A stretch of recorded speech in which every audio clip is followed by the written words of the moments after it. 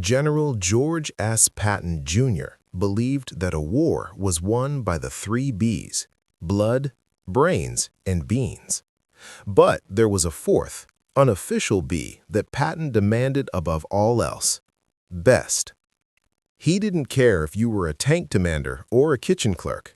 If you were in the Third Army, you were expected to be the best at your job, regardless of the shells falling around you. To Patton, a soldier who was sloppy with his uniform was a soldier who would be sloppy with his rifle. And a cook who was sloppy with his coffee, that was a symptom of a unit losing its edge. One morning, on a freezing front line in France, a young, exhausted army cook was about to find out exactly what happened when the old man encountered a lack of excellence in the one thing every soldier needs: a hot cup of joe. It was the winter of 1944. The Third Army was pushing toward the German border, and the weather was miserable. Rain turned to sleet, and sleet turned to a bone-chilling mud. Patton was famous for his battlefield tours. He didn't sit in a warm chateau. He visited the foxholes. He wanted his men to see him, and more importantly, he wanted to see them. Patton pulled into a forward supply depot near the front.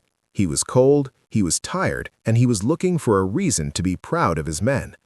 He walked up to a field kitchen, a makeshift setup under a canvas tarp, and asked for a cup of coffee.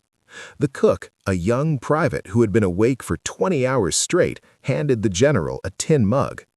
Patton took a sip, and his face immediately turned a shade of red that matched the big red one on his infantry's patches. The coffee wasn't just bad, it was cold. Before we continue, if you're enjoying these World War II stories and want to see more, I'd really appreciate it if you subscribe to the channel. All right, let's get back to the story. Patton didn't just yell, he delivered a theatrical performance of military discipline. He famously barked at the cook, "Son, this isn't coffee, this is swamp water from the sticks. If the Germans served this to their men, the war would have been over in 1939 because they'd all have died of depression." The cook tried to explain. The fuel for the stove was wet, the wind was high, they were undersupplied. Patton cut him off. "I don't care if the devil himself is blowing on your stove. My men are out there dying in the mud, and the only thing they have to look forward to is a hot meal and a hot cup of coffee. If you can't give them that, you aren't a cook, you're a saboteur." To Patton, it wasn't about the temperature of the liquid, it was about the spirit of the service. If the cook had given up on the coffee, Patton feared the unit had given up on the war. Most people think Patton would have just punished the man, but Patton understood the soldier's heart. He reached into his pocket, pulled out a high-quality cigar, and handed it to the stunned cook. He told him, "You look like hell, Private. If you're too tired to boil water, you're too tired to stand. I'm going to have your sergeant send you to the rear for 8 hours of sleep. But when you come back, I want that coffee so hot it'll melt a Panzer's armor. Do you understand?" Patton then turned to the unit commander and ordered a fresh shipment of dry fuel and better rations to be sent to that specific kitchen immediately. He realized the cold coffee wasn't just the cook's fault. It was a failure of the supply chain he had just been complaining about.